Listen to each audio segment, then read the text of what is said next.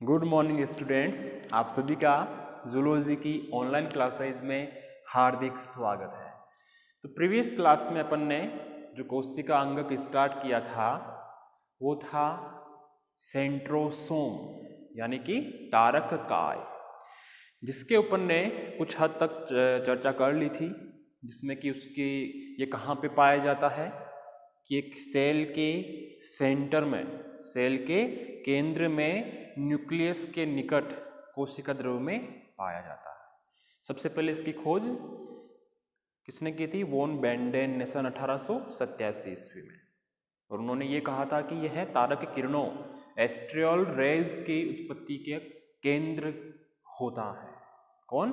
तारक काय। लेकिन T Boveri ने यह कहा था कि टी बोवेरी ने इनको सेंट्रियोल नाम दिया था, और इनके अंदर जो पदार्थ पाया जाता है उसको काइनोप्लाज्म नाम दिया था। इसके बाद अपन ने इसका जो वितरण है कि कहाँ कौन कौन सी सेल्स में ये पाया जाता है उसके ऊपर भी चर्चा की थी। उसी को वापस रिपीट कर लेते हैं। कोशिका अंगक था अपना तारक काय, जिसे अपन बोल रहे थे सेंट्रोसोम।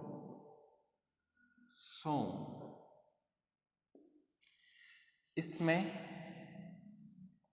वितरण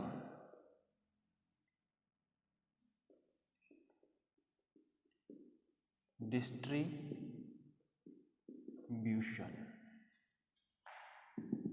जिसमें अपन ने ये चर्चा की थी कि ये जो तारक का या जो सेंट्रोसोम है यह है समस्त एनिमल सेल्स यानी कि जो प्राणी कोशिकाएं हैं उनमें, इसके अलावा एल्गी में जिन्हें बोलते हैं शैवाल, फंजाई जिन्हें बोलते हैं कवक, और मॉस जिन्हें जैसे फर्न बोलते हैं मॉस, और जिम्नोस्पर्म। मैं एग्जाम्पल लिख दे रहा हूं। सभी प्राणी कोशिकाओं, शैवाल जिसे बोलते हैं एल्गी, इसके अलावा फंजाई जिसे बोलते हैं अपन कवक, मांस जिसे बोलते हैं फर्न, एवं जिम्नोस्पर्म में पाए जाते हैं। ठीक है। लेकिन अपन ने यह भी बात की थी कि यह हाई लेवल के प्लांट्स में, हाई लेवल की जो प्लांट्स होती हैं उनकी जो सेल्स होती है उनमें यह अनुपस्थित होते हैं, एब्सेंट होते हैं। ठीक है। इसके अलावा अपन ने ये भी बात की थी कि यह प्रोकैरियोटिक सेल्स, इसके अलावा यीस्ट एवं डाइटम्स में भी एब्सेंट होते हैं। तो ये अपन ने एक सेंट्रोसोम या तारक काय के बारे में, उनके वितरण के बारे में जान लिया है कि कौन सी कोशिकाओं में प्रेजेंट होते हैं और कौन सी कोशिकाओं में वह एब्सेंट होते हैं। ठीक है, आपके सामने लिखे हुए हैं। यानी कि जो हाई लेवल के प्लांट्स हैं उनमें भी एब्सेंट होते हैं, अनुपस्थित होते हैं। कौन? तारक काय। ठीक है। नेक्स्ट पे अपन बात करते हैं शेप एंड साइज की। शेप एंड साइज, आकृति एवं आमाप। तो जो तारक काय या जो सेंट्रोसोम है वह बेलनाकार आकृति लिए हुए होते हैं। कैसे होते हैं?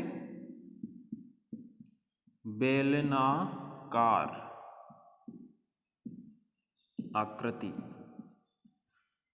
जिसे अपन बोलते हैं सैप, लिए हुए होते हैं। जो कोशिका द्रव्य में जो संबंधित जो कोशिका है जिस पर ये है, जिसमें ये पाए जाते हैं, उसके कोशिका द्रव्य में प्रेजेंट होते हैं न्यूक्लियस के पास।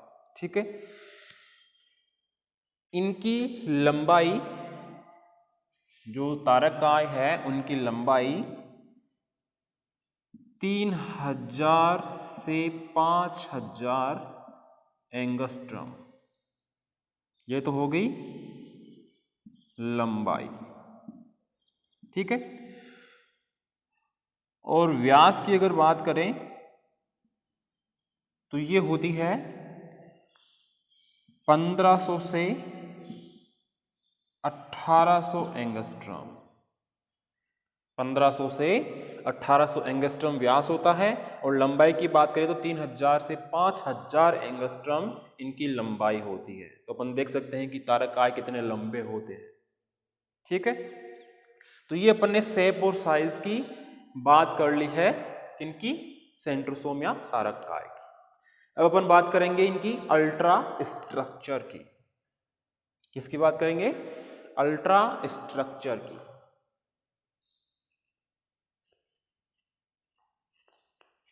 अल्ट्रा स्ट्रक्चर में अपन इसका एक डायग्राम बनाएंगे। उस डायग्राम के बेस पे अपन इसकी अल्ट्रा स्ट्रक्चर भी बताएंगे कि ये जो तारकाय या जो सेंट्रोसोम है,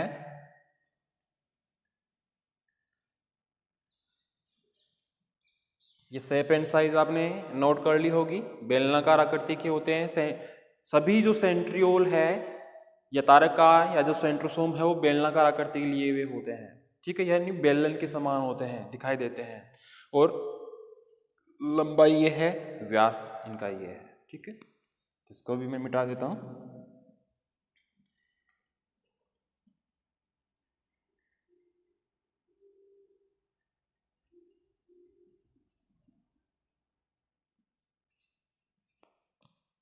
अब ध्यान से देखना।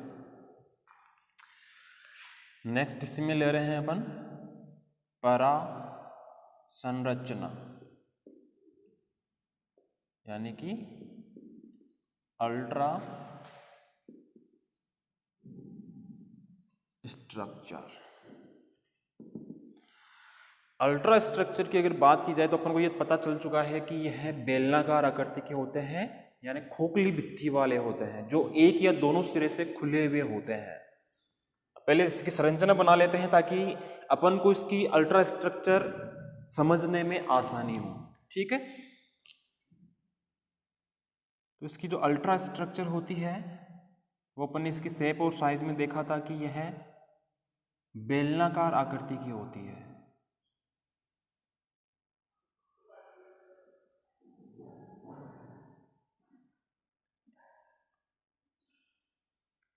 ऐसे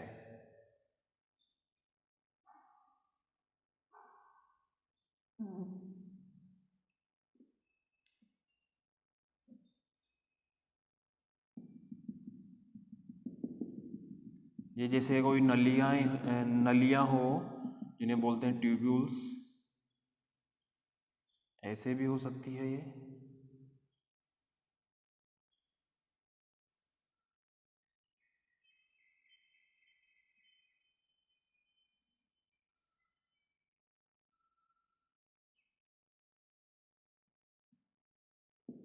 तो अपन देख सकते हैं कि इनमें कुछ नलियों के चारों तरफ या इनके अंदर कुछ अक्रिस्टलीय पदार्थ भी भरा हुआ है।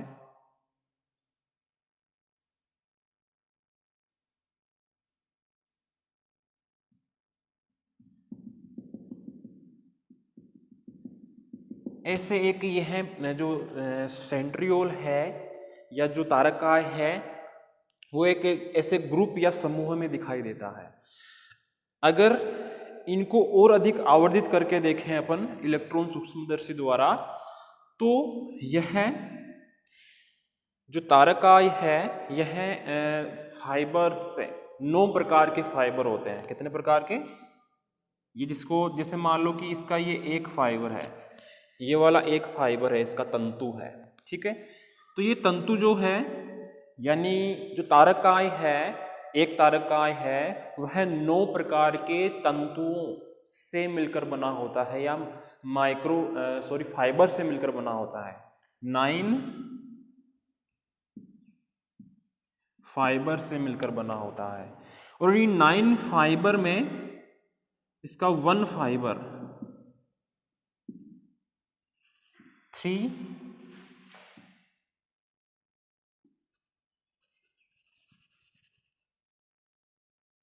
माइक्रो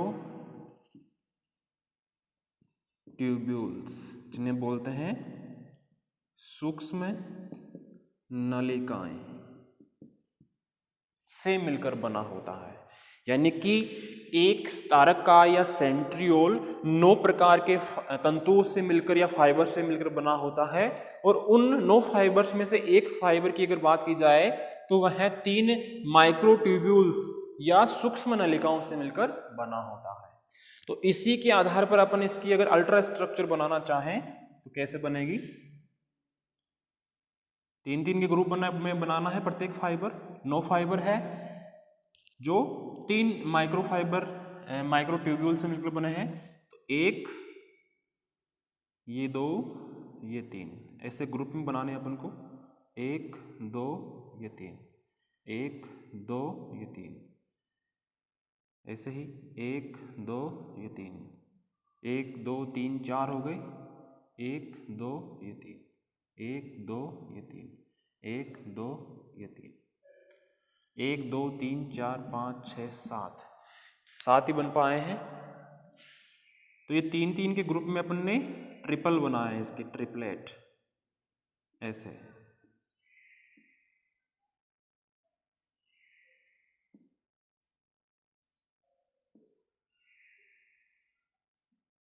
समझ में आ गया होगा आपको?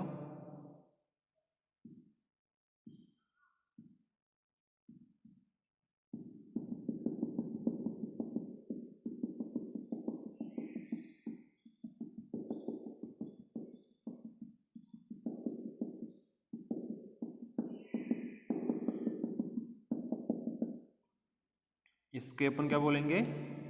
त्रिक या ट्रिपल।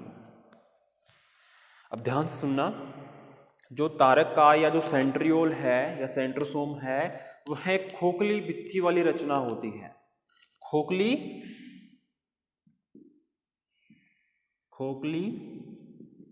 भित्ति वाली रचना होती है, ठीक है, जिसके एक या दोनों सिरे खुले होते हैं। या तो एक सिरा खुला होगा या एक बंद होगा या दोनों सिरे खुले होंगे, ठीक है।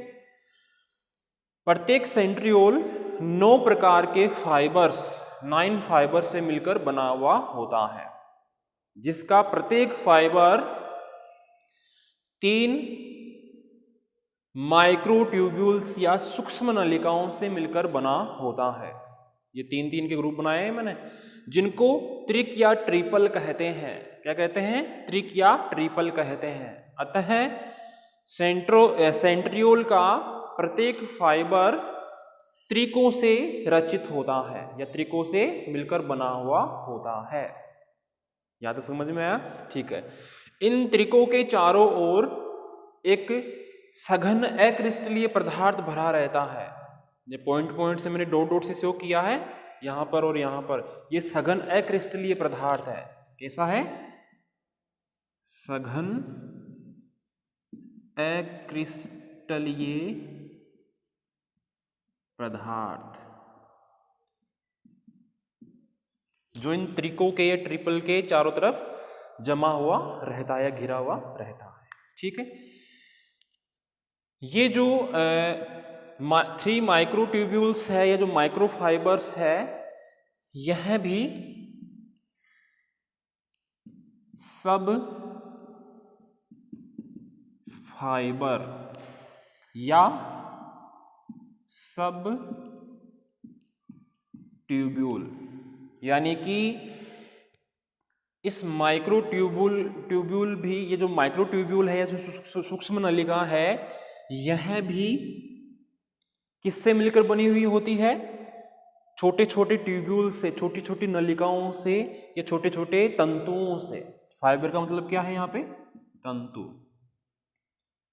ये जो सूक्ष्म नलिकाएं हैं यह भी बहुत ही छोटे छोटे नलिकाओं से या तंतुओं से मिलकर बनी होती है, जिनका व्यास कितना होता है? लगभग 250 एंगस्ट्रॉम। और अगर चौड़ाई की, भित्ति की चौड़ाई की बात की जाए तो लगभग 45 एंगस्ट्रॉम। किसकी चौड़ाई है? भित्ति की चौड़ाई। तो ऐसे अपन एक सेंट्रियोल या सेंट्रोसोम की अल्ट्रा स्ट्रक्चर को आसानी से इन डायग्राम की हेल्प से बता सकते हैं।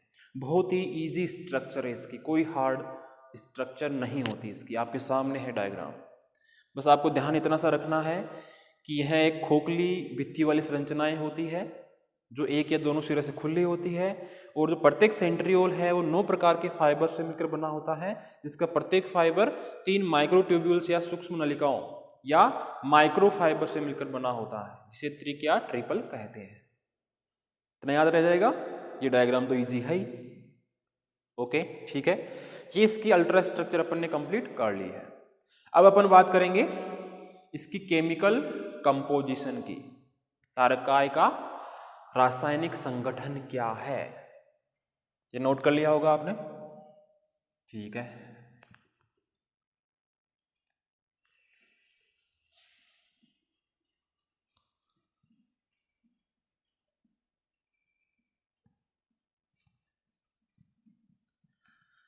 केमिकल कंपोजिशन की अगर बात की जाए तो अपन ने अभी देखा कि ये जो तारकाय है यह 9 प्रकार के फाइबर से मिलकर बना है, और इसका प्रत्येक फाइबर की अगर बात की जाए तो वह माइक्रोट्यूब्यूल से मिलकर बनी होती है।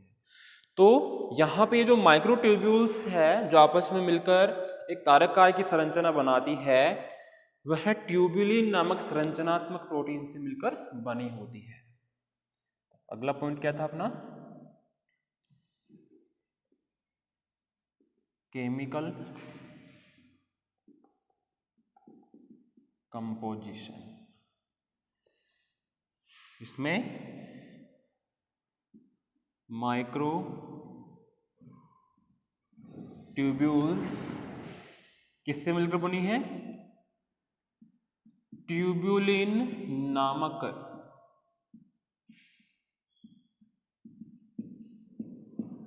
संरचनात्मक प्रोटीन से मिलकर बनी होती है। ये प्रोटीन का नाम आपको स्पेशली ध्यान रखना है, ट्यूब्यूलिन, ठीक है। माइक्रोट्यूब्यूल्स यानी ट्यूब्यूल्स है तो ट्यूब्यूलिन प्रोटीन से मिलकर बनी होती है। ये तो इसमें ज्यादातर पाया जाता है ट्यूब्यूलिन प्रोटीन, लेकिन इसके अलावा, इस ट्यूब्यूलिन प्रोटीन के अलावा इसकी केमिकल कंपोजिशन में, किसकी? तारकाय की केमिकल कंपोजिशन में या रासायनिक संरचना में या संगठन में लिपिड,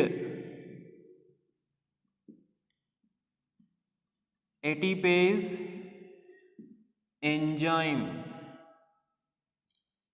डीएनए एवं आरएनए भी सूक्ष्म मात्रा में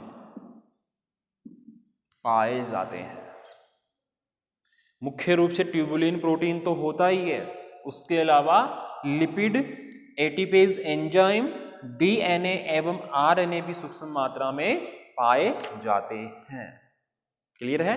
तो ये अपन ने एक तारकाय या सेंट्रोसोम या सेंट्रियोल की केमिकल कंपोजिशन या रासायनिक संगठन को जान लिया है। क्लियर है?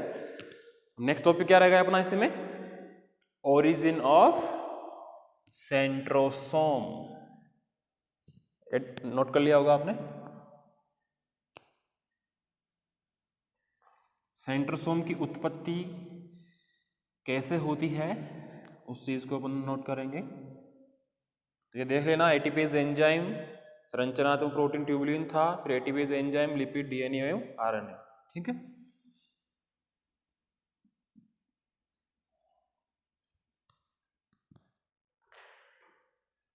नेक्स्ट इसमें टॉपिक कौन सा था? Origin of centrosome. ठीक है, तो एक सेंट्रोसोम या तारक काय की उत्पत्ति या जीवात जनन कौन से अंगक से या किस संरचना से हो सकता है? तो अपन अगर थोड़ा सा हल्का सा दिमाग पे जोर लगाए तो अपन को याद आ जाएगा कि जो सेंट्रोसोम या जो तारक काय है, जो सेंट्रियोल है, उसकी उत्पत्ति सेल डिवीजन के टाइम या कोशिका विभाजन के टाइम पूर्व स्थित सेंट्रियोल या तारक काय से ही होती है। क्लियर है? तो अपन क्या लिखेंगे? सेल डिवीजन के टाइम किसी पूर्व स्थित तारक काय से। तो ये कोई पूर्व में स्थित किसी कोशिका में तारक काय या सेंट्रियोल है तो सेल डिवीजन के टाइम उससे ही नए सेंट्रियोल या तारक काय की उत्पत्ति होती है। क्लियर है? ठीक है, इसमें एक लास्ट पॉइंट बचा है, फंक्शंस ऑफ सेंट्रोसोम।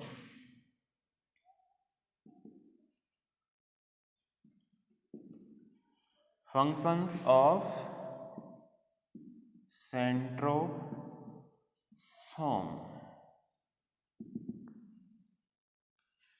फंक्शंस की अगर बात आती है तो अभी अपन ने जिक्र किया था सेल डिवीजन के टाइम किसी पूर्व स्थित तारकाय से ये बनता है।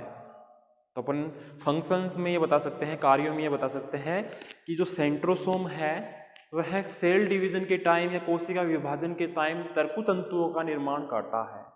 इसके अलावा यह नए तारकाय या सेंट्रोसोम का निर्माण भी करता है। तो दो कार्य तो यही हो गए इसके। फर्स्ट है सेल डिवीजन के टाइम तर्कुतंतुओं जिन्हें बोलते हैं स्पिंडल फाइबर्स का निर्माण। एक तो ये काम हो गया। दूसरा क्या बताया कि नए सेंट्रोसोम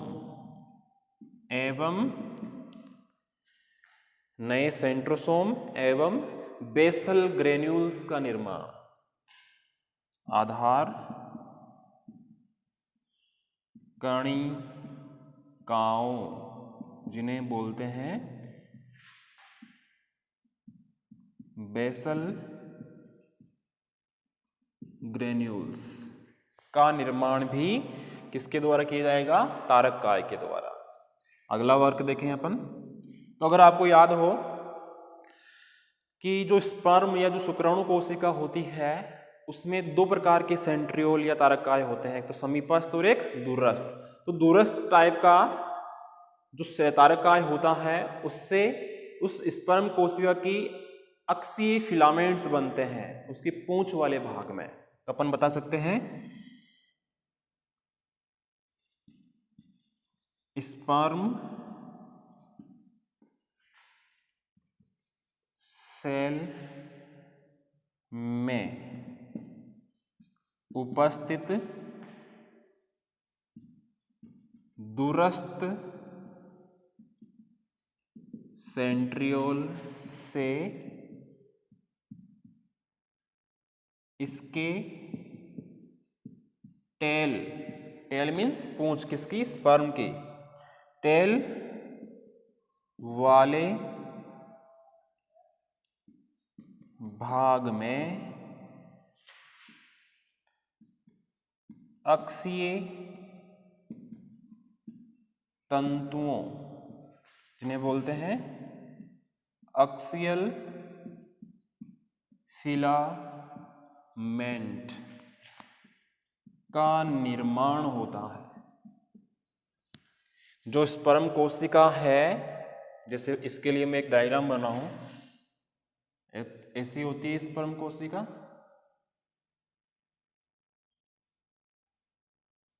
ऐसी होती है। ये तो हो गया इसका हेड वाला भाग, सिर वाला भाग, ये हो गया इसके पूंछ वाला भाग। तो यहाँ पे अगर आपने देखा हो तो ये एक्सियल फिलामेंट है, ऐसे ये बीच में सेंटर में बनाया है मैंने, छोटा सा बीच में, ये एक्सियल फिलामेंट है। जो यहाँ पे इसका दूरस्थ सेंट्रियोल होता है, यहाँ पे समीपस्थ सेंट्रियोल होता है, यहाँ पे दूरस्थ सेंट्रियोल होता है। ऊपर वाला तो है समीपस्थ तारकाय, और ये जो नीचे बनाया मैंने ब्लैक कलर का राउंड राउंड, ये है दूरस्थ सेंट्रियोल। इससे ही एक्सियल फिलामेंट, बीच में जो लाइन बन रही है इसे बोलते हैं एक्सियल फिलामेंट, स्पर्म की पूंछ वाला भाग है ये, ठीक है। तो उसका निर्माण भी एक तारकाय के द्वारा किया जाता है। अगला वर्ग, कुछ जंतु एवं पादप कोशिकाओं में इसके द्वारा आधारीय पट्टिका का निर्माण किया जाता है। कुछ जंतु एवं पादप सेल्स में किसका निर्माण किया जाता है? आधारीय पट्टों या पट्टिकाओं का निर्माण किया जाता है। ऐसे ही एक बार को ले सकते हैं इसका। कुछ वैज्ञानिक ये मानते हैं कि ये जो तारकाय है यह उद्दीपनों को ग्रहण करते हैं। जो उद्दीपन मिलते हैं कोशिकाओं को, उनको ग्रहण करने का काम भी करते हैं। तो अपन लिखेंगे कुछ वैज्ञानिकों के अनुसार यह उद्दीपनों को ग्रहण करते हैं। तो ये 5 कार्य हो गए इसके। कौन कौन से? सेल डिवीजन के टाइम तर्कुतंतु या स्पिंडल फाइबर्स का निर्माण करते हैं। यह नए सेंट्रोसोम एवं आधार कणिकाओं का निर्माण भी करते हैं। स्पर्म कोशिका में जो दूरस्थ तारकाय होता है उसके द्वारा उसकी पूंछ का एक्सियल फिलामेंट का निर्माण किया जाता है। फिर कुछ जंतु एवं पादप कोशिकाओं में आधार पट्टिकाओं का निर्माण करते हैं। और लास्ट वर्ग था इसका, कुछ वैज्ञानिक के अनुसार यह उद्दीपनों को ग्रहण करने का काम भी करते हैं। जैसे मान लो कि तापमान से संबंधित हो गया कि तापमान कम हो गया या ज़्यादा हुआ, पानी से संबंधित हो गया, पीएच से संबंधित हो गया, तो कैसे भी उद्दीपन उनको बाहर से मिल सकते हैं। तो साइंटिस्ट का ये मानना है कि ये जो सेंट्रोसोम है कोशिकाओं में उद्दीपनों को ग्रहण, या उद्दीपन का मतलब है यहाँ पे संकेत से, संकेत या कोई चिन्ह, ठीक है। तो ये आज अपना तारकाय का जो टॉपिक था, जो एक कोशिका में पाए जाने वाला अंगक है, वो भी कंप्लीट हो चुका है। क्लियर है? ठीक है। ये डायग्राम जरूर बनाना इसमें। अब जो नेक्स्ट अंगक होगा अपना वो है सीलिया एंड फ्लैजिला। इनके नाम भी आपने पहले सुने होंगे, पक्षमाभ एवं कशाभ, सुने हैं? सीलिया एंड फ्लैजिला या पक्षमाभ या कशाभ के बाद अपना एक और अंगक होगा, शायद यही cilia and flagella he last हो। उसके बाद अपनी यूनिट फर्स्ट कंप्लीट हो जाएगी, आपके सेल बायोलॉजी एंड जेनेटिक्स, जो आपका पेपर नंबर 2 है जूलॉजी में, cell biology and genetics, Hindi में कोशिका विज्ञान एवं आनुवांशिकी।